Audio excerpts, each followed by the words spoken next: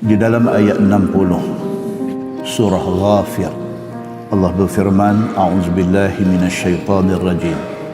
Wa qala rabbukum ud'uni astajib lakum.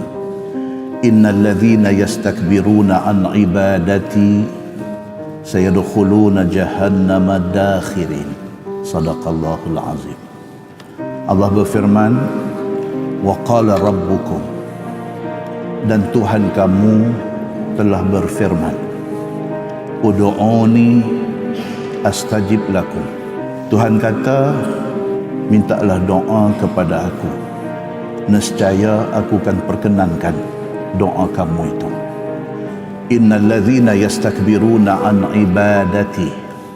Kemudian Tuhan kata, sesungguhnya orang-orang yang takabur, orang-orang yang besar diri, orang-orang yang sombong daripada beribadat kepada aku.